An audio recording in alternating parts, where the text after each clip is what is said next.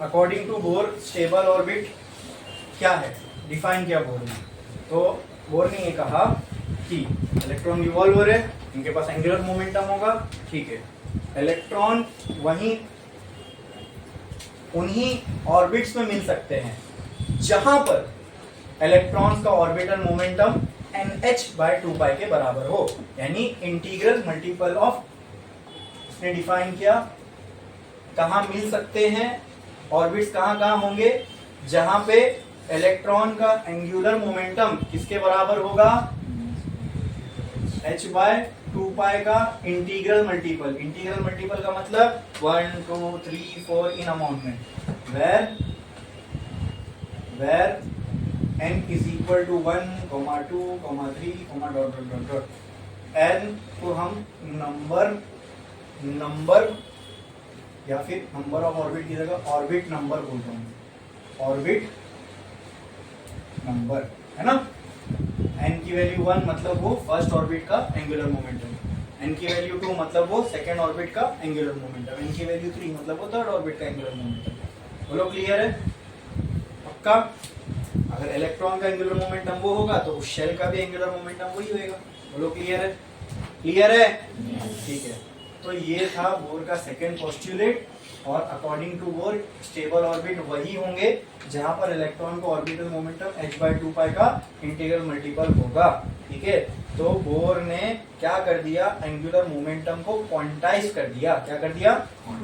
तो angular momentum या तो 1 मल्टीपल ऑफ h/2π हो सकता है, 2 of h/2π, 3 of h/2π, 10 of h/2π, 2.5 of h/2π, ऐसा कोई एंगुलर मोमेंटम का इलेक्ट्रॉन आपको एग्जिस्ट होता हुआ नहीं मिलेगा। समझ में आया? क्लियर है? बोलो पक्का? बढ़े आगे। तो वो जो आपने पोस्टुलेट लिखा उसके नीचे मैथमेटिकल रिलेशन लिखो।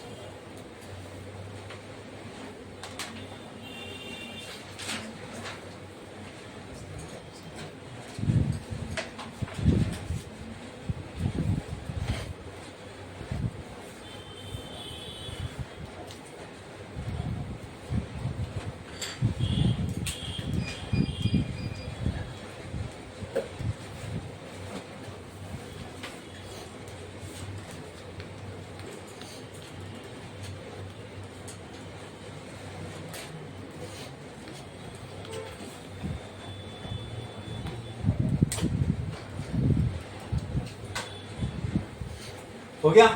अब बोर ने शेल्स को फिक्स कर दिया। इसका मतलब अगर यहाँ न्यूक्लियस है अकॉर्डिंग टू बोर, तो पहला शेल एक पर्टिकुलर फिक्स डिस्टेंस के बाद होगा, तभी तो उसको फिक्स माना जाएगा। दूसरा शेल यहाँ हो सकता है, यहाँ हो सकता है, यहाँ हो सकता है, यहाँ हो सकता है, कंटिन्यूएशन में नहीं हो सकता, कहीं बीच में दूसरा शेल होगा। यानी क्या हम इसकी शेल को फिक्स कर रहे हैं, मतलब हम न्यूक्लियस से भी इनकी पोजीशन को क्या फिक्स करते जा रहे हैं। R1 इसके रेडियस को मैं R2, इसके रेडियस को मैं R3 ऐसा बोल सकता हूं। मतलब K शेल का रेडियस R1 होगा, L शेल का रेडियस R2, M शेल का रेडियस R3 बराबर। तो क्या हमें इनके लिए अभी ये रेडियस को भी डिफाइन करना पड़ेगा। अगर मैं ये रेडियस निकाल पाया तभी मैं इन शेल को फिक्स्ड कर पाऊंगा। बोलो तो आओ वही करते हैं। एक लाइन छोड़ो, स्टार डालो और लिखो calculation of atomic radius according to Bohr. Calculation of atomic radius according to Bohr, according to Bohr atomic theory, sorry according to Bohr atomic theory.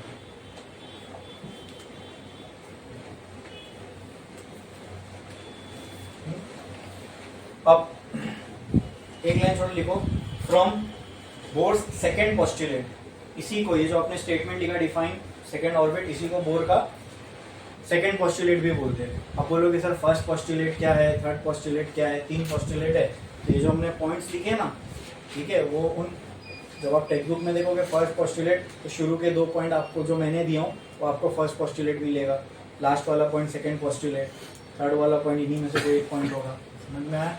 ठीक है, तो ये कौन सा पोस्टुलेट है बोर का?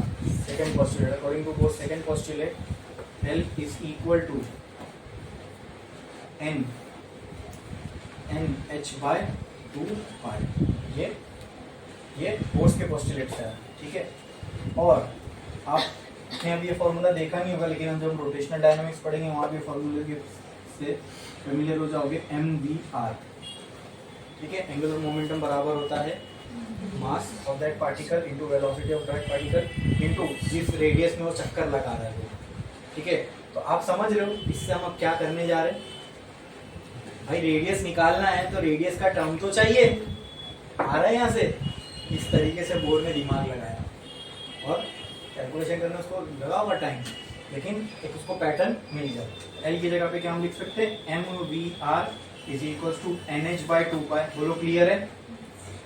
Late this be equation number 1। इसको हमने कह दिया इक्वेशन नंबर 1। ठीक है, अब आप मेरे को ये बताओ दोस्तों, अगर ये एटम का न्यूक्लियस है, ये इलेक्ट्रॉन है, ठीक है, तो इलेक्ट्रॉन अगर रिवॉल्व कर रहा है तो क्या यहाँ पे सेंट्रीपिटल फोर्स होगा? ठीक है, और मैंने आपसे हमेशा कहा है सेंट्रीपिटल फोर्स कोई नया फोर्स नहीं होता, एक एग्जिस्टिंग फोर्स होता है सिस्टम में। जो भी आप सिस्टम को देख रहे रहोगे उसी सिस्टम में एक एग्जिस्टिंग फोर्स होता है जो सेंट्रीपिटल फोर्स की तरह काम करता है। मतलब आप जो भी सिस्टम को देख रहे हो जो सर्कुलर मोशन परफॉर्म कर रहा है, वहां पे आपको कोई ना कोई एक ऐसा फोर्स जरूर मिलेगा जो आपको सेंटर की तरफ एक्ट होता हुआ दिखे। स्ट्रिंग को पकड़ के घुमा रहे हो तो वहाँ टेंशन फोर्स होगा, सन और के केस में ग्रेविटेशनल फोर्स होगा, अब इनके केस में वो क्या है? Positive charge negative charge. तो यहाँ से यहाँ पे कौन सा फोर्स होगा? इलेक्ट्रोस्टैटिक। तो यहाँ पे एफ सी बराबर एफ ई हो जाएगा, यानी सेंट्रीपिटल फोर्स बराबर इलेक्ट्रोस्टैटिक फोर्स। तो और इसको लिख देता हूँ मैं, for an atom we can say that F centripetal is equals to F electrostatic। Centripetal force का फॉर्मूला आपने बचपन में पढ़े हो, मतलब 11th में पढ़े हो, M V square by R ये होता है। याद है कि भूल गए? याद नहीं, अब कुछ भूल गए सब कुछ।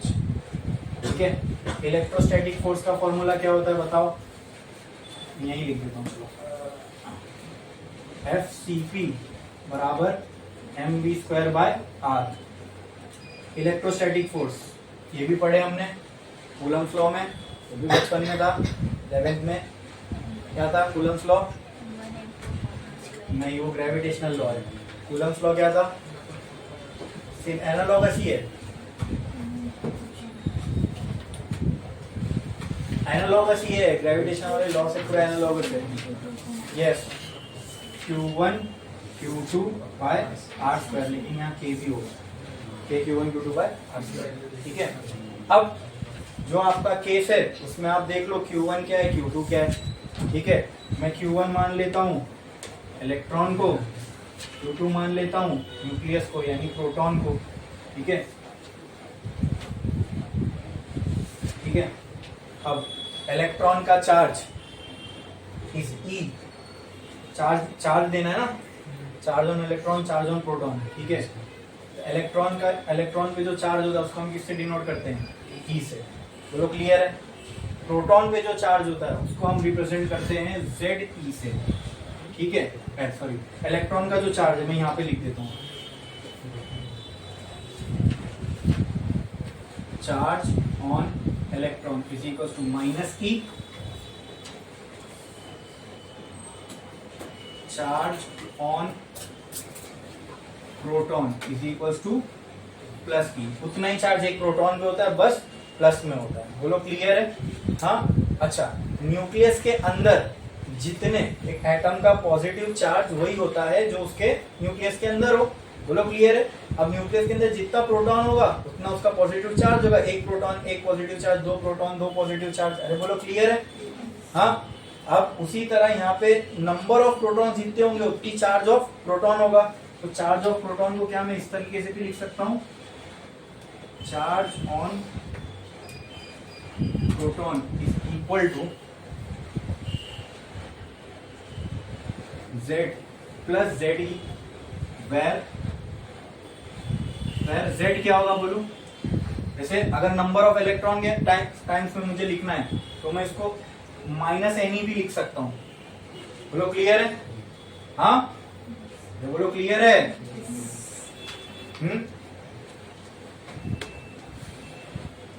और चार्ज ऑन प्रोटॉन की जगह पे मैं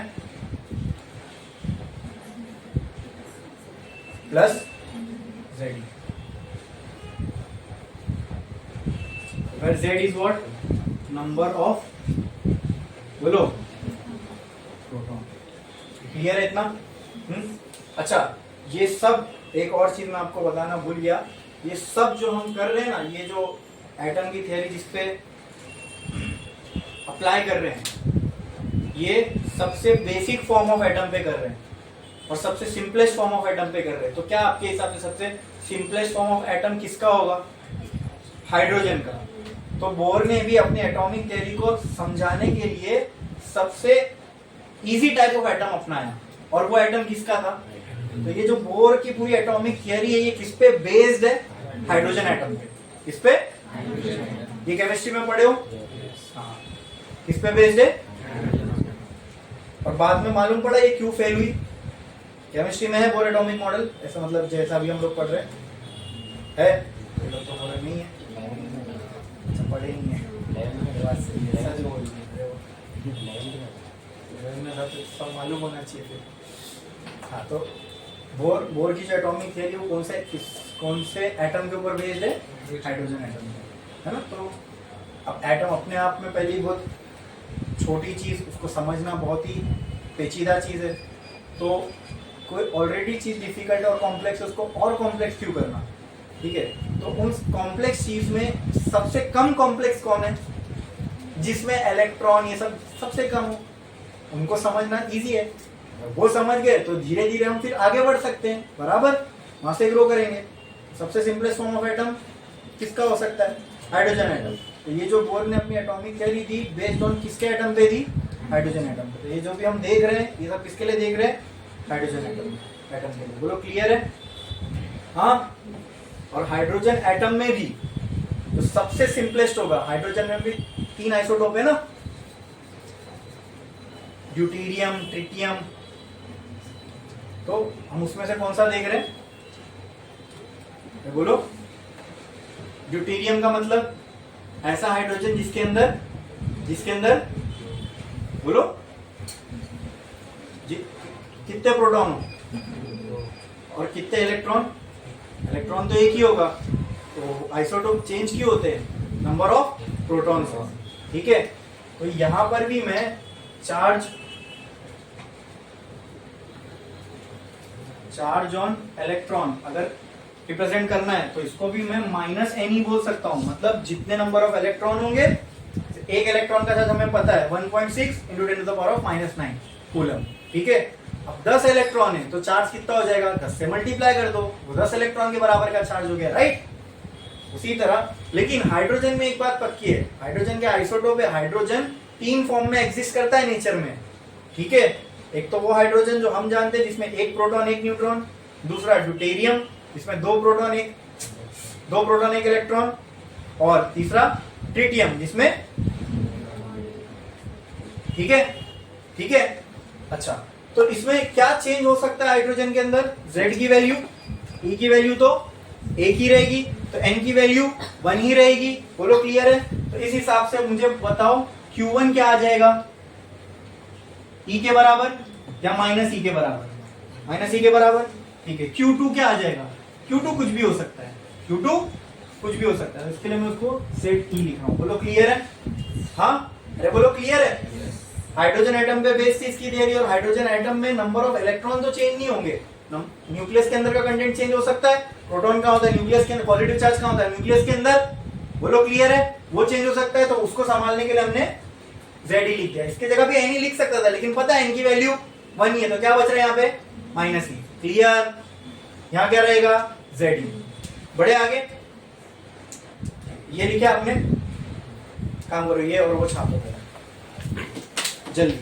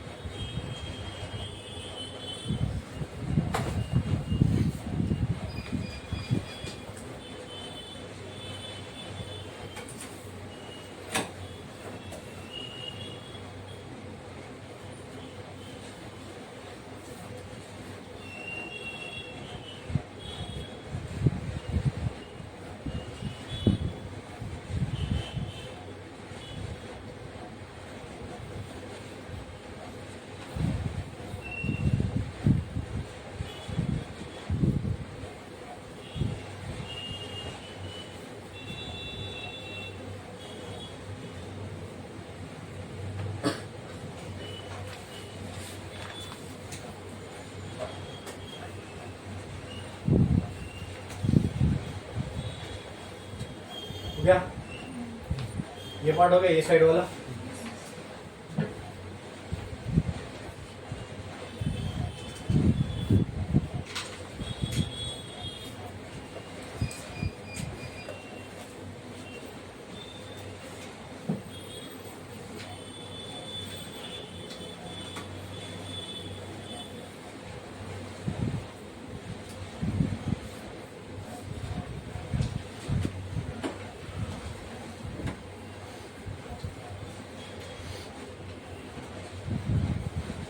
बढ़े आगे, बढ़े आगे। अब आप मेरे को बताओ F इलेक्ट्रोस्टैटिक का फॉर्मूला क्या बन जाएगा। अब ये सारी वैल्यूज पुट करोगे तो F इलेक्ट्रोस्टैटिक का फॉर्मूला क्या बन जाएगा, K Q1 की जगह क्या आएगा -E, और Q2 की जगह ZE, के बाद R²। आ गया। आपको याद है चार्ज को विद साइन हम किसके किसके फॉर्मूले में यूज करते रखते थे, इलेक्ट्रोस्टैटिक पढ़ाते वक्त बताया था चार्ज को विद साइन सिर्फ पोटेंशियल वाले फॉर्मूले में ही रखेंगे, पोटेंशियल एनर्जी, इलेक्ट्रिक पोटेंशियल, इन सबके फॉर्मूले में, फोर्स, इलेक्ट्रिक फील्ड, इन सब में कभी भी आपने चार्ज को विद साइन रखा है क्या? तो यहाँ पर भी ये भी तो चार्ज ही है ना, तो विद साइन नहीं आएगा यहाँ पे। ठीक है, क्लियर है? तो अब बताओ F इलेक्ट्रोस्टैटिक की जगह पे मैं ये लिख सकता हूँ FCP आ गया, F इलेक्ट्रोस्टैटिक आ गया, तो क्या मैं अब यहाँ पे ये लिख सकता हूँ, देखो उस इक्वेशन के हिसाब से FCP की जगह नाउ we can write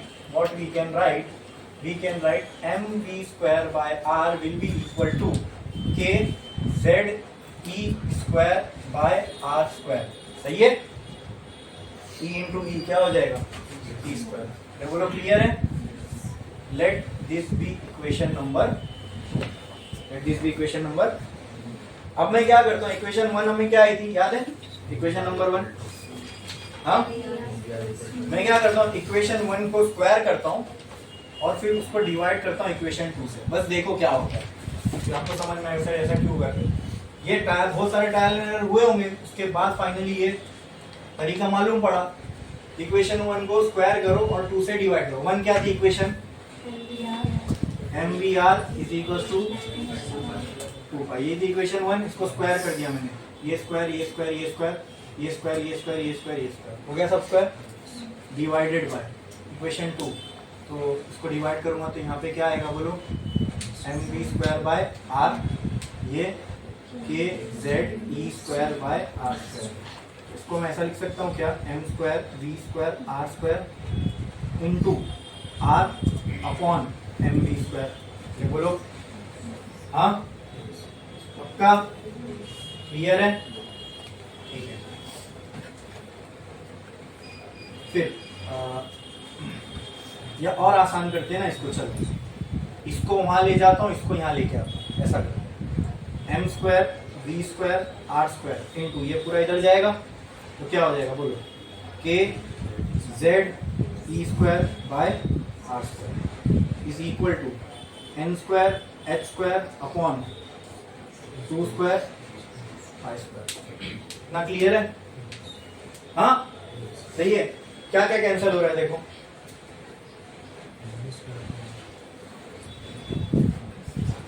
हाँ वहां पे एक चीज बच गई ना, mv² बाय r, ये बच गया। अब देखो क्या क्या कैंसिल हो रहा है, यहाँ से r², यहाँ से r² कैंसिल। ठीक है, क्या यहाँ से v² और यहाँ से v² भी कैंसिल हो जाएगा, और यहाँ से m² और यहाँ से एक m, और कुछ कैंसिल होता हुआ दिख रहा है। यहाँ क्या बच रहा है बताओ, m k z e² बराबर यहाँ पे क्या बच रहा है, n² h² 2² i² r। Formula किसका निकालना है, r का। तो कहना है right, r is equal to, ये पूरा टर्म वहां आ जाएगा, अरे बोलो क्लियर है, n² h² upon 2² i² m² into के इंटू ना, क्लियर है? एम के जेड क्लियर? धीरे धीरे आर के शक्ल दिखने लग गई।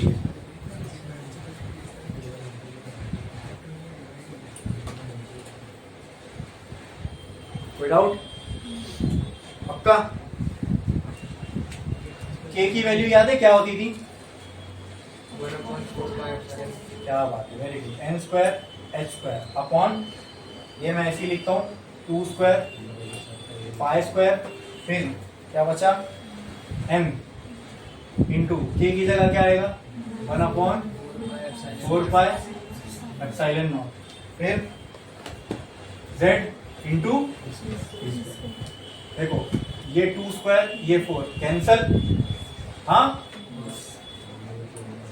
पाई square pi cancel, epsilon not ऊपर चला जाएगा।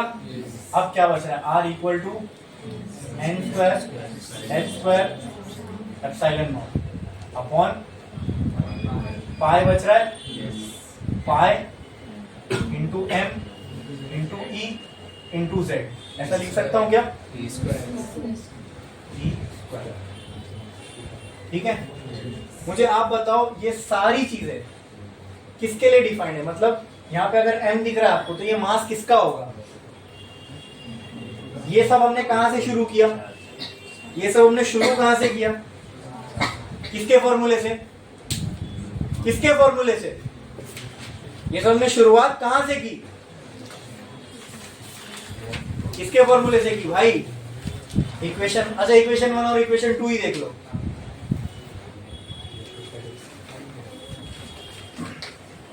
L equal to N H by 2 pi बराबर, ये एंगुलर मोमेंटम के फॉर्मूले से हमने शुरुआत की थी। L बराबर था एम वी आर के, तो मास आप किसका लोगे उसमें? यस, किसका? V किसका लोगे? इलेक्ट्रॉन का, बराबर। तो यहां पर भी मास किसका आएगा? E किसका आएगा? समझ में आया? तो यहाँ ये जो L, ये जो फॉर्मूला आपको बच रहा है रेडियस का, दिस इज ट्रू, ये सही है, 100% ट्रू है, लेकिन इसको हम और छोटा कर सकते हैं ना, क्योंकि ये पूरा फॉर्मूला हम डिफाइन किसके लिए कर रहे हैं? इलेक्ट्रॉन के लिए। मतलब इलेक्ट्रॉन का कितने डिस्टेंस बाद जाके मिलेगा न्यूक्लियस से, ये डिफाइन कर रहे हैं। तो उसके लिए हमें इलेक्ट्रॉन का मास चाहिए, इलेक्ट्रॉन का चार्ज चाहिए, बराबर। Z क्या नंबर ऑफ प्रोटॉन, ये हम पता लगा सकते हैं? नहीं, उसको अननोन रखो। N क्या नंबर ऑफ ऑर्बिट, अच्छा N की वैल्यू अगर 1 होगी तो ये रेडियस होगा फर्स्ट ऑर्बिट का, N की वैल्यू 2 होगी तो रेडियस कितना हो जाएगा? सेकंड ऑर्बिट का, N की वैल्यू 3 होगी, ये रेडियस किसका हो जाएगा? अब इसमें क्या क्या कांस्टेंट है? H, epsilon not, pi, M, E square, R, constants. इन सब कांस्टेंट की हमें वैल्यू पता है, H की वैल्यू पता है, एप्सिलॉन नॉट की पता है, पाई की पता है, M की पता है, E की पता है। जब इन सब वैल्यू को हमने इसमें रखा और सॉल्व किया तो हमें R का फॉर्मूला आया 0.529, यानी ये नंबर, जो भी नंबर मालूम थे उनको सॉल्व करके। और अननोन में क्या क्या बचा? n स्क्वायर बाय z, ये हमें आया फॉर्मूला। और इसकी जो यूनिट आएगी that will be in angstrom. किसमें निकाले हमने? तो अब हमको बहुत ही सोफिस्टिकेटेड फॉर्मूला मिल गया। अब इससे हम क्या कर सकते हैं बताओ? अगर मैं आपको बोलूं ये जो मैंने शेल बनाया है, ये जो स्ट्रक्चर बना है, ये हाइड्रोजन का एटॉमिक स्ट्रक्चर है, मुझे आप बताओ पहला इलेक्ट्रॉन न्यूक्लियस से कितने डिस्टेंस बाद मिलेगा? क्या आप इससे निकाल सकते हो? हाँ, अरे बोलो क्लियर है? और सिंपल हाइड्रोजन लो जिसमें Z की वैल्यू क्या होगी? Z की वैल्यू क्या होगी? ड्यूटेरियम ट्रिटियम की बात नहीं कर रहा हूं, Z की वैल्यू क्या होगी? 1। Z की वैल्यू क्या होगी? 1। ठीक है, तो for hydrogen atom for first shell, first shell मतलब रेडियस ऑफ फर्स्ट शेल हो जाएगा, मतलब n की वैल्यू क्या होगी? 1। बोलो क्लियर है? और हाइड्रोजन एटम के लिए Z की वैल्यू क्या हो जाएगी? 1। तो अगर मैं n की जगह 1 पुट करूं तो 1 का स्क्वायर 1, तो क्या आया? 0.529 इंटू 1 स्क्वायर अपॉन Z की वैल्यू 1 तो R came out to be 0.529 angstrom. ओहो, बोर चाचा ने तो बहुत बड़ी बात कर दी है कि हाइड्रोजन के एटम में न्यूक्लियस से पहला इलेक्ट्रॉन कितना दूर मिल सकता है ये निकाल के बता दिया चाचा ने। ये एक्चुअल डिफाइन करना हुआ कि नहीं हुआ? अब सोचो कहाँ हम एटम को समझ रहे थे कि डिफरेंट शेप एंड साइज का होने की वजह से ऐसा वैसा होता है, और कहाँ हम यहाँ तक आ गए कि हम एक्चुअल में एक एक इलेक्ट्रॉन कहाँ एग्जिस्ट कर सकता है उसकी एग्जैक्ट पोजीशन बता रहे हैं। यानी इस रेडियस यानी न्यूक्लियस से इतनी दूर पे इलेक्ट्रॉन घूम रहा होगा, कितनी दूर पे 0.529 एंगस्ट्रॉम पे। वो समझ में आया? हाँ, अगर मैं आपसे बोलूं मुझे हाइड्रोजन एटम के लिए फिफ्थ शेल का रेडियस बताओ, तो क्या करोगे फॉर्मूले में आप चेंज? हाँ, एन की वैल्यू और जेड की वैल्यू वो भी 5 आएगी ना? हाँ, नहीं होगी, ठीक है। जेड की वैल्यू एक ही बार फिक्स हो जाएगी एलिमेंट के हिसाब से, और फिर किसकी वैल्यू चेंज होती रहेगी? तो अगर मैं आपसे बोलूं tell me the distance of third shell of lithium atom, तो क्या चेंज आएगा? Z की जगह पे 3, n की जगह पे 3, तो n का स्क्वायर 9 बाय 3 1 जा 3 3 जा 3 multiply by this much 1.5 3 into 0.5 mean 1.5 something angstrom. अरे बोलो, ये क्या बात है? मतलब इससे तो साला हम हर एटम के लिए फिक्स्ड एनर्जी शेल कहाँ होगा ये पता लगा सकते हैं। क्या बोर ने एक्चुअली में शेल को फिक्स कर दिया? भाई तुमने पोजीशन बता दी, पहला इधर फिर इधर फिक्स हो गया ना ये। इस तरीके से क्या देखो बोर ने, समझ में आ रहा है कि नहीं आ रहा है? हाँ, ये जो first shell of hydrogen atom का रेडियस है ना, इसका एक और नाम है, इसको हम बोर्स रेडियस भी बोलते हैं। क्या बोलते हैं? बोर्स एटॉमिक रेडियस, इसकी रेस्पेक्ट में, ठीक है? बोलो क्लियर है? समझ में आया? अब बस खत्म हो गया, फॉर्मूला आ गया शॉर्ट में। अब इसमें हम कोई भी एलिमेंट के लिए निकालना है तो z की वैल्यू चेंज करो, उस एलिमेंट के जिस भी शेल के लिए निकालना है तो n की वैल्यू चेंज करो। बोलो समझ में आया? लेकिन मैं आपको अभी एक बात क्लियर कर देता हूँ, ठीक है? बोर ने ये जो भी वैल्यूज निकाली हाइड्रोजन एटम को कंसिडर करके निकाली, ठीक है? ठीक है, चलो आगे देखिए। ये समझ में आया? रेडियस का फॉर्मूला आ गया। क्या हम एग्जैक्टली बता सकते हैं कि पहला शेल कहाँ होगा, सेकंड कहाँ होगा, थर्ड कहाँ होगा? तो क्या बोर ने एक्चुअली में फिक्स कर दिया? कैसे फिक्स किया?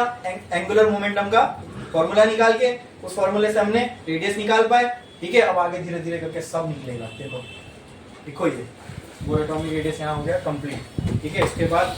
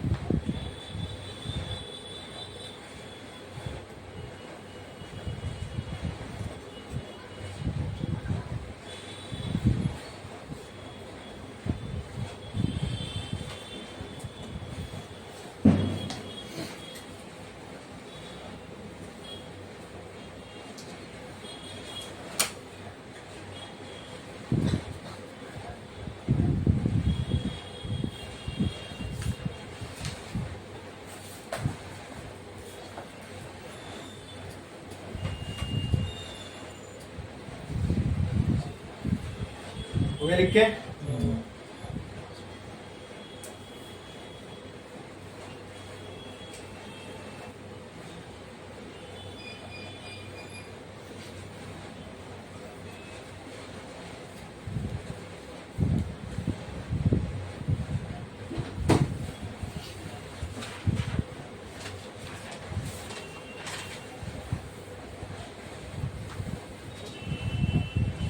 पार्ट हुआ।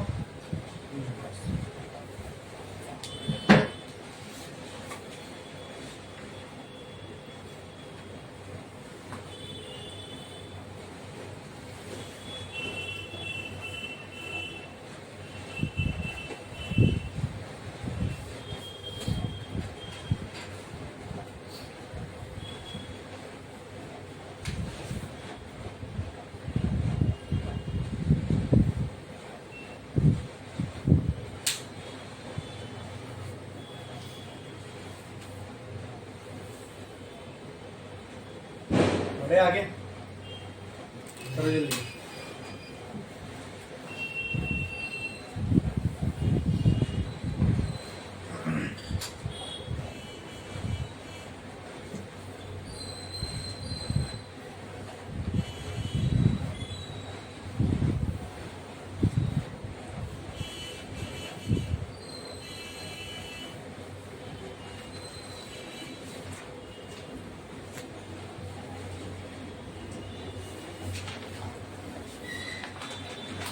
हो गया? अब हमने ये पता लगा लिया कि न्यूक्लियस के बाद पहला शेल कहाँ होगा, सेकंड कहाँ होगा, थर्ड कहाँ होगा। इन शेल्स में क्या होंगे? इन शेल्स में क्या होंगे? कांदे, बटाटे, टमाटर, क्या इलेक्ट्रॉन होंगे ना। वो इलेक्ट्रॉन कैसे होंगे? सो रहे होंगे, बैठे होंगे, जागे होंगे, कैसे होंगे? घूम रहे होंगे। तो उनके पास क्या होगी? एनर्जी। ठीक है, अगर वो घूम रहे होंगे तो घूमने के लिए सबसे पहले उनके पास वेलोसिटी होनी चाहिए, बराबर। फिर वो वेलोसिटी से एसोसिएटेड एक एनर्जी होगी, that will be kinetic energy. आएंगे बाद में। काइनेटिक एनर्जी निकालने के लिए पहले वेलोसिटी तो चाहिए। पहले हम आते हैं पिक्चर में वेलोसिटी पे। अगर शेल मिल गए, शेल में क्या मिले? इलेक्ट्रॉन। इलेक्ट्रॉन क्या हो रहे? घूम रहे, तो उनके पास क्या होगी? तो पहले शेल वाले इलेक्ट्रॉन के पास जो वेलोसिटी होगी, क्या वही दूसरे के पास होगी? क्या वही तीसरे के पास होगी? हाँ, और देखते हैं, निकालते हैं वेलोसिटी। फिक्स कर दिए ना चाचा ने सब कुछ, तो हम अपने पास फॉर्मूला आ गया, वो सब कर सकते हैं। ठीक है, तो एक लाइन जोड़ो, स्टार्ट करो। Velocity of electron in N orbit according to Bohr's atomic theory. देखो, velocity of electron in N orbit, velocity of electron in N orbit according to Bohr's atomic theory, according to Bohr's atomic theory, according to Bohr's atomic theory. ठीक है, आपने first equation ये आएगी हमें mvr बराबर nh by 2 low, clear है? हाँ, अगर इसमें मैं 1 पुट करूं तो वेलोसिटी किसकी आएगी? 1 की। 2 पुट करूं तो वेलोसिटी किसकी आएगी? 2। अरे बोलो, क्लियर है? हाँ कि ना? अब r की वैल्यू में आ चुकी है। क्या है r की वैल्यू? वो n square h square epsilon not pi m g square z, बराबर। Put this value of r in this equation and let's see क्या आता है। m into v into n square h square epsilon not pi m t square z equal to nh by 2 pi. Clear है? क्या क्या खत्म होती हो रही है? देखो, m कैंसिल, और यहाँ से पाई कैंसिल, यहाँ से 2 यहाँ से 2। अरे भाई, ये z क्या कैंसिल? ये n ये स्क्वायर कैंसिल, ये h ये कैंसिल। यहाँ क्या क्या बचा? v n h epsilon upon में यहाँ क्या बचा? e square z। और कुछ बचा नहीं। यहाँ पे क्या बच रहा है? 1/2। अब निकालना क्या है? v। तो v can be written as e square z upon 2 n h epsilon. Clear है? आ गया v का फॉर्मूला। वेलोसिटी ऑफ इलेक्ट्रॉन, ये वेलोसिटी किसके लिए होगी? इलेक्ट्रॉन के लिए होगी। हाँ, अब यहाँ अगर n की वैल्यू में 1 डाल दूं तो velocity of electron in first shell, 2 डाल दूं तो velocity of electron in second shell, 3 डाल दूं तो थर्ड शेल। अच्छा अब मुझे बताओ यहाँ पे E स्क्वायर 2 n तो नहीं h एप्सिलॉन नॉट r और इन सब कांस्टेंट वैल्यू को जब हम सॉल्व करते हैं तो जो हमें वैल्यू आती है that is 2.18 into 10 to the power of 6 10 to the power of 6। क्या बचेगा, क्या चेंज, क्या कांस्टेंट नहीं है इसमें, ऊपर में z कांस्टेंट नहीं है और नीचे में लो वेलोसिटी का भी जब z फार्मूला आ गया, ये डायरेक्ट आ जाएगा मीटर पर सेकंड, इसमें मीटर पर सेकंड। बोलो क्लियर है। अब अगर मैं आपसे पूछूं मुझे हाइड्रोजन एटम के फर्स्ट शेल का, मुझे हाइड्रोजन एटम के फर्स्ट शेल में जो इलेक्ट्रॉन है घूम रहा है उसकी वेलोसिटी बताओ, क्या करोगे आप? z की वैल्यू 1, n की वैल्यू 1, आगे velocity 2.18 into 10 to the power of 6। बाप रे, यही मैं आपको उस दिन समझा रहा था। 2.18 into 10 to the power of 6 का मतलब समझते हो आप? लगभग 2 लाख 20 लाख, एक जीरो इधर दे दो तो 21 lakh metre per second, 21 lakh metre, 21 lakh में से 21 लाख यानी 21 के बाद 5 यूनिट 21 लाख 21, ठीक है, 3 जीरो हटा दो तो ये हो जाएगा किलोमीटर पर सेकंड बराबर। कितनी स्पीड से चलता है इलेक्ट्रॉन? 2100 किलोमीटर पर सेकंड। अभी यहाँ से यूपी वगैरह लगभग 1500-1700 किलोमीटर है। 2100 किलोमीटर एक सेकंड में ट्रेवल करेगा। ये मैं किसकी बात कर रहा हूं? हाइड्रोजन एटम के फर्स्ट शेल के इलेक्ट्रॉन। क्या स्पीड से चल रहा होगा? मोमम पीते हैं ना, मोमम पानी किससे बना है? हाइड्रोजन और ऑक्सीजन के एटम से बना है। उनमें ये सारे एटम है, करोड़ों अरबों होंगे, हर एक का पहले शेल का इलेक्ट्रॉन की स्पीड से चल रहा है। पानी पीते तो मालूम पड़ता है क्या? हाँ, क्या बनाया नेचर में, बोलो। इतनी स्पीड से चल रहा होगा तो एनर्जी कितनी होगी इसके पास? काइनेटिक एनर्जी कितनी होगी इसके पास? इतनी स्पीड से चल रहा होगा तो वो तो सोचो।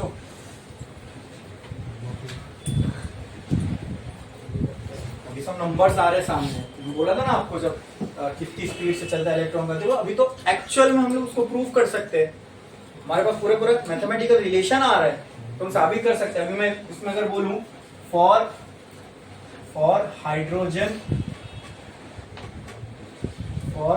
Hydrogen atom Z will be equal to 1, for first shell N will be equal to 1।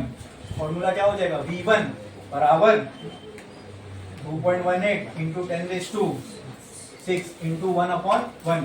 तो V1 कितना आ जाएगा? 2.18 into 10 to the power of 6 metre per second. मतलब हाइड्रोजन एटम के फर्स्ट शेल में जो इलेक्ट्रॉन होगा इतनी स्पीड से चलता है, ठीक है। और इसको अगर लाइट की स्पीड से कंपेयर करें तो ये लगभग इतनी आती है, V1/c is equal to 1/137। 100 Guna light की स्पीड इससे और ज्यादा है, 130 गुना, ठीक है। तो ये सब की तो अपने को इतनी रिक्वायरमेंट नहीं है, लेकिन फिर भी मैंने आपको बता दिया। तो क्लियर है? हाँ, वेलोसिटी आ गई। अब इसके बाद वेलोसिटी है तो वेलोसिटी से एसोसिएटेड एक एनर्जी होती है, इसको बोलते हैं काइनेटिक एनर्जी। क्या बोलते हैं? Kinetic energy. और इसकी पोजीशन भी फिक्स्ड है शेल की, तो उस पोजीशन की वजह से इसके बाद एक एनर्जी होती है, उसको बोलते हैं पोटेंशियल एनर्जी। क्या बोलते हैं? और काइनेटिक एनर्जी और पोटेंशियल एनर्जी मिल जाती है, सॉरी मिल जाती नहीं, काइनेटिक एनर्जी और पोटेंशियल एनर्जी को जब हम मिला के देखते हैं साथ में, ये भी एनर्जी ये भी एनर्जी है, मैं बोलता हूं दोनों को अलग अलग क्यों देखना, एक साथ ही बताओ मुझे टोटल एनर्जी कितनी है। हाँ, क्या बोला मैंने? टोटल एनर्जी कितनी है? क्या बोला? टोटल एनर्जी, उसको बोलते हैं टोटल एनर्जी। तो पहले क्या आएगी? Kinetic energy. वेलोसिटी आ गई तो क्या आएगी? Kinetic energy. तो क्या आएगी? तो दोनों को जोड़ देंगे तो क्या हो जाएगी? और इसी टोटल एनर्जी को टोटल मैकेनिकल एनर्जी भी बोलते हैं, क्योंकि kinetic energy is also type of mechanical energy, potential energy is also type of mechanical energy. दोनों ही मैकेनिकल एनर्जी, तो दोनों का सम क्या हो जाएगा? Total mechanical energy. क्लियर है? पहले वेलोसिटी का छापो, फिर हम काइनेटिक एनर्जी का जाएंगे। समझ लीजिए।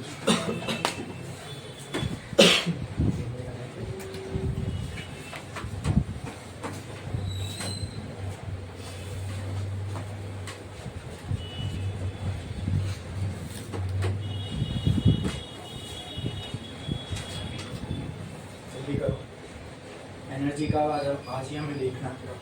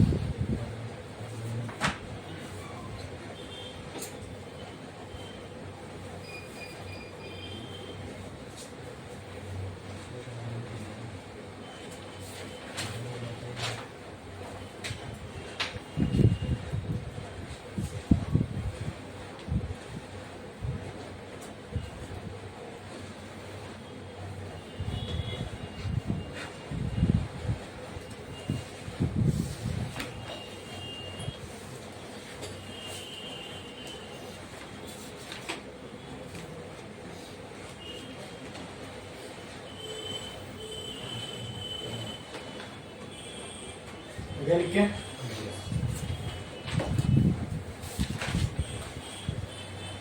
एक लाइन छोड़ो, स्टार डालो, हेडिंग लगाओ। Kinetic energy of an electron in a shell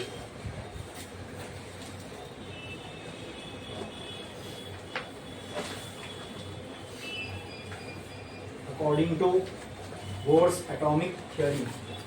According to Bohr's atomic theory.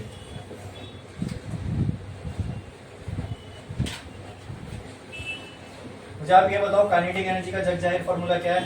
Half M V square. Can I write kinetic energy is equal to half into M into V का क्या है मुझे formula? यहाँ पे बताओ मुझे we का formula क्या आ गया? ये देखो, ये वाला क्या आया? E square Z upon 2NH epsilon not. तो put this formula in the formula of kinetic energy. Kinetic energy क्या आ जाएगा? Half into m into v की जगह पे मैं क्या लिख सकता हूँ? e स्क्वायर मतलब e⁴ into z square upon 2 का स्क्वायर यानी 4 लिख देता हूँ, 4 into n square h square epsilon naught का स्क्वायर। तो काइनेटिक एनर्जी का फॉर्मूला क्या बन जाएगा बताओ मुझे? m e⁴ z स्क्वायर बराबर नीचे क्या आ जाएगा? 2 4 8 और क्या आएगा? h square epsilon naught square n square. ये आ गया। इसमें भी हमें स्टैंडर्ड चीजें पता है, मास ऑफ इलेक्ट्रॉन पता है, चार्ज ऑफ इलेक्ट्रॉन पता है, 8 कांस्टेंट है, h कांस्टेंट है, एप्सिलॉन नॉट कांस्टेंट है। लेकिन हमें जो है ना इलेक्ट्रॉन की टोटल एनर्जी से मतलब है, और हमको पता है काइनेटिक के बाद पोटेंशियल निकालना है और उन दोनों को ऐड करने के बाद क्या आने वाली है? तो शॉर्ट फॉर्म उसका लेते हैं ना डायरेक्ट। इसको क्यों, इससे क्यों परेशान हो? इसको ऐसे ही रहने दो। काइनेटिक एनर्जी निकल गई, ठीक है। उसके बाद पोटेंशियल एनर्जी के लिए क्या हेडिंग लगाओगे आप? Potential energy of an electron, ठीक है। Potential energy according to electrostatic potential energy का फॉर्मूला क्या है? अब यहाँ पे पोटेंशियल एनर्जी दो चार्ज के बीच ही होगी ना, एक इलेक्ट्रॉन और दूसरा न्यूक्लियस, राइट। तो इसके वजह से चार्ज के पास क्या होगी? पोटेंशियल एनर्जी होगी। इलेक्ट्रॉन इज अ चार्ज, उसके बाद पोटेंशियल एनर्जी के लिए आपको चार्ज की पोटेंशियल एनर्जी निकालना है, तो इलेक्ट्रोस्टैटिक का ही फॉर्मूला यूज होगा, ठीक है। तो बताओ पोटेंशियल एनर्जी का फॉर्मूला क्या था? पोटेंशियल एनर्जी 2.4 भूल गए हो? K Q1 Q2 by R, ठीक है। Q1 यहाँ पे कौन सा चार्ज है? Q1 यहाँ पे फर्स्ट चार्ज नहीं है, दो चार्ज है, एक है Q1 एक है Q2। तो Q1 क्या है, इलेक्ट्रॉन का चार्ज, Q2 क्या है, न्यूक्लियस का चार्ज। वो चेंज होता रहेगा क्योंकि हाइड्रोजन में आइसोटोप है, ठीक है, सब हाइड्रोजन एटम के लिए ही चल रहा है, ठीक है। तो Q1 हम इलेक्ट्रॉन का चार्ज मानते हैं और Q2 प्लस ZE हो जाएगा। ये पोटेंशियल एनर्जी किसके बराबर आ जाएगी, बोलो, KEZE/R।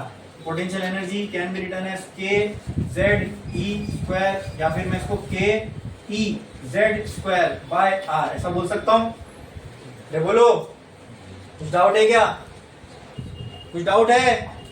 लेकिन अब ये फॉर्मूला किसका है, पोटेंशियल एनर्जी का। तो यहाँ पे चार्ज को विद साइन रखेंगे कि नहीं रखेंगे, अरे चार्ज को विद साइन रखेंगे कि नहीं। तो यहाँ पे इलेक्ट्रॉन के चार्ज को विद साइन रखोगे तो ये साइन यहाँ आ जाएगी। यहाँ के पोटेंशियल एनर्जी का फॉर्मूला, आर का फॉर्मूला निकाल चुके, क्या आया था, ऐसे वाले टर्म्स में बताओ। R will be equal to, R क्या था, बोलो, n square h square epsilon naught on pi m e z, ये आया था। ये उठा के मैं यहाँ पर रख सकता हूँ, ठीक है। तो कहना है राइट, पोटेंशियल एनर्जी क्या हो जाएगी, potential energy minus KEZ² upon किधर पे, वेरी गुड, यहाँ क्या आएगा, E², सही है, ठीक है, Z² नहीं आएगा, E² आएगा, बराबर, ठीक है। अब यहाँ R की जगह पे मैं ये लिख सकता हूँ n² h² epsilon not upon pi m E² into Z। बोलो क्लियर है, हाँ। ये ऊपर जाके ऐसा पलटी हो जाएगा। बोलो पोटेंशियल एनर्जी का फॉर्मूला क्या बनेगा, potential energy will be equal to, potential energy will be equal to minus KEZ² upon n² h² epsilon naught into, ये ऊपर जाके ऐसा हो जाएगा, समझे क्या नहीं, क्या नहीं, हाँ बोलो, इधर E² और बराबर KE² और Z। बोलो क्लियर, और कोई डाउट? अच्छा, ये काम करता हूं मैं यहाँ पर, ये करने से अच्छा है ना डायरेक्ट कि R को उठा के इधर पुट करना है ना, तो मैं डायरेक्टली ऐसा लिख दूं क्या, potential energy is equal to minus KE²Z into इसका उल्टा, इसके उल्टे से मल्टीप्लाई कर दूं तो क्या ये ऐसा हो जाएगा, पाई m E²Z अपॉन, बोलो, n² h² तो क्या क्या बचेगा, बोलो यहाँ पे पोटेंशियल एनर्जी किसके बराबर आ रही है, माइनस K पाई E और E क्या हो गया, E², ये 2 है ना, नहीं ये Z है, ये 2 है, बराबर। अच्छा ये भी Z है, तो क्या हो जाएगा, Z², तो ये हो गया Z²। और कुछ बचा, m बचा, अरे m बच रहा है ना,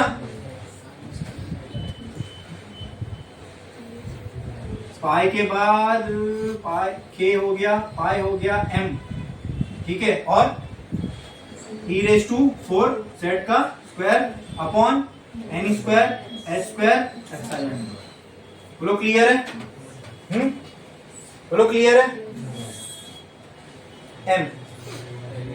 अच्छा k की जगह पे क्या लिख सकता हूं मैं, 1/4 एप्सिलॉन नॉट, वो भी पुट करके देख लो क्या होता है।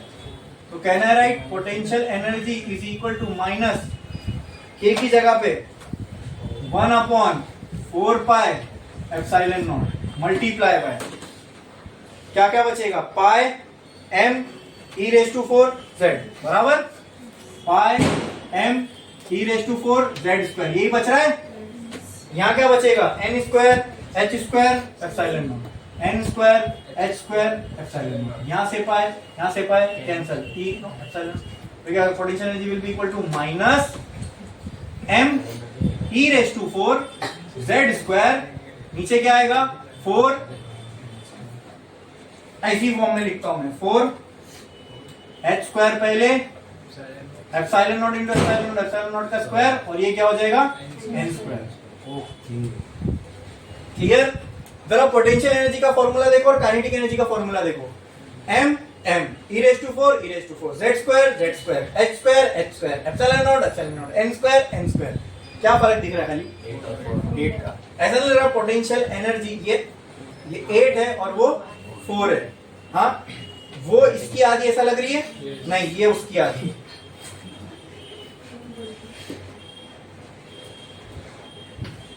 उसको डिवाइड बाय 2 करो, ठीक है, तो 2 ऊपर चला जाएगा ना, नहीं इसको अगर मल्टीप्लाई बाय हाफ करूं, हाँ बराबर,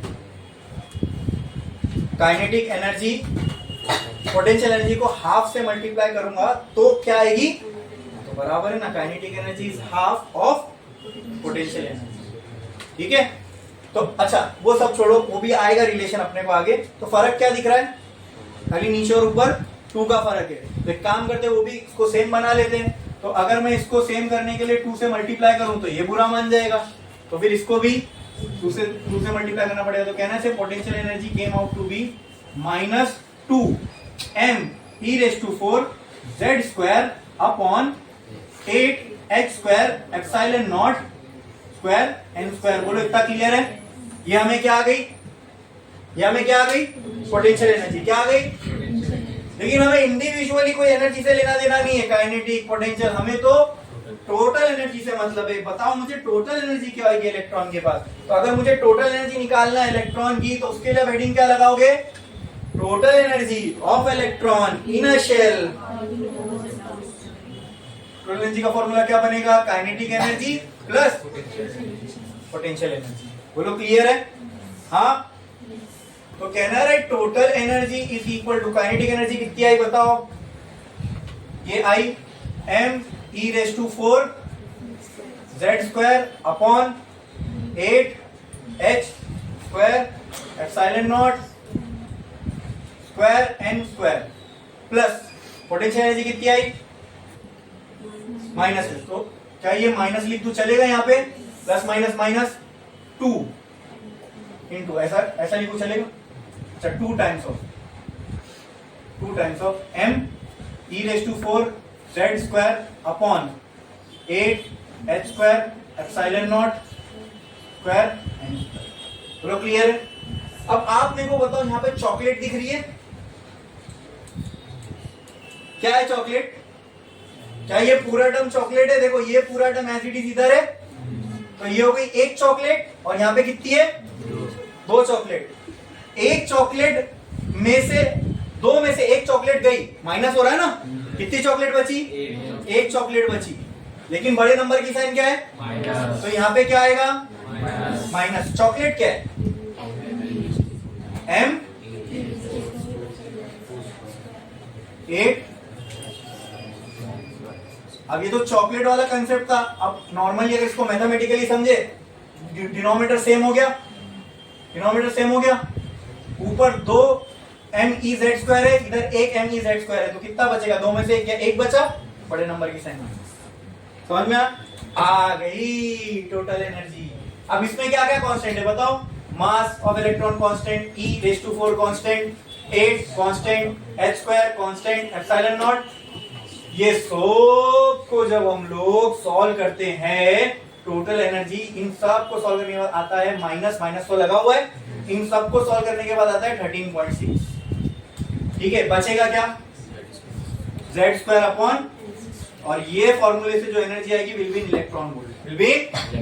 अगर तुम्हें 99% टाइम हमें यही फॉर्मूला यूज होता है इलेक्ट्रॉन वोल्ट वाला, लेकिन फिर भी तुम्हारी तसल्ली के लिए अगर तुम्हें जूल में चाहिए तो आप इसको 1.6 इंटू 10 to the -19 से मल्टीप्लाई करो, किसमें आ जाएगा, वो भी आपके लिए किसी ने करके रखा हुआ है। उसका आंसर आता है 2.18 into 10 to the -18 multiply by z square upon n square. समझ में आया। अब अगर मैं आपसे पूछूं, अब आ गए हम पूरे एनर्जी पे, इलेक्ट्रॉन की, हाइड्रोजन के पहले शेल के इलेक्ट्रॉन की एनर्जी बताओ, बता सकते हो? हाइड्रोजन है तो Z की वैल्यू 1, पहला शेल है तो N की वैल्यू 1/1, 1 का स्क्वायर 1, 1 का स्क्वायर 1, यहाँ क्या बचेगा 1/1, 13.6 इलेक्ट्रॉन वोल्ट। क्या बात है। अब एक्चुअली में हमने एनर्जी फाइंड कर ली। तो कई जमाने से हम इलेक्ट्रॉन की एनर्जी पे बात कर रहे थे। अब क्या ये बड़ी बात नहीं, हमने एग्जैक्ट एनर्जी फाइंड कर ली इलेक्ट्रॉन की हाइड्रोजन के फर्स्ट शेल की। बोलो क्लियर है? हाइड्रोजन के सेकंड शेल के इलेक्ट्रॉन की एनर्जी बताओ। ये 1 होगा, ये क्या हो जाएगा 2 का स्क्वायर 1/4, पाव हो गई एनर्जी। 13.6 का पाव हिस्सा हो गई ना 1/4, तो 13.13 रुपया है आपके पास, उसका आधा करो कितना हुआ 6.5, 6.5 का भी आधा करो कितना हुआ 3.25 बराबर। तो 3 पॉइंट समथिंग बचेगी इलेक्ट्रॉन वोल्ट में, -3 अभी सेकंड वाले अगर हाइड्रोजन, पहले वाले हाइड्रोजन शेल की एनर्जी E1 अगर मैं पूछूं तो कितनी है वो -13.6, सेकंड वाले हाइड्रोजन शेल की एनर्जी -3 पॉइंट सम चिल्लर। ठीक है छोड़ो, लेकिन आप मुझे बताओ एनर्जी क्या होती हुई दिख रही है आपको? हाँ क्या होती हुई दिख रही है? वेरी गुड, क्या बात है। आप बोलो -10 बढ़ा कि -3 बढ़ा? तो -13 बढ़ा कि -3 बढ़ा? तो एनर्जी बढ़ रही है कि कम हो रही है? हाँ, तो माइनस साइन लगी तो कंफ्यूज मत हो, एनर्जी बढ़ रही है। जैसे जैसे दूर जा रहे हो शेल से एनर्जी बढ़ती हुई दिख रही है। आपको एनर्जी का गैप कम होता हुआ दिखेगा, बस वो बाहर अभी फिलहाल हम लोग सिर्फ एनर्जी शेल भी पूरा बना के दिखाऊंगा, विजुअलाइज करेंगे उसको। बोलो टोटल एनर्जी का फॉर्मूला आ गया, निकाल सकते हैं आप? यही तो पर्पस था हमारा, सब कहाँ मोमेंटम, फिर रेडियस, फिर वेलोसिटी, फिर काइनेटिक एनर्जी, पोटेंशियल एनर्जी, अब इलेक्ट्रॉन की टोटल एनर्जी पे पहुंच गए। लेकिन ये सब करते हुए ऐसा लगा कुछ हमने डिफिकल्ट चीज समझी है। समझ में आया कि नहीं? तो समझ में आया तो काहे की डिफिकल्ट तो तब होगी ना जब हम एक्चुअली में दिमाग में जो चीज नहीं समझ में आती ना उसको एक कैटेगरी में डाल देते, इसका नाम है डिफिकल्ट। तो समझ में आ गया। हाँ, तो सिस्टमेटिक वे में बेसिक से फंडामेंटल से जब चलेंगे तो हर चीज समझ में आती है।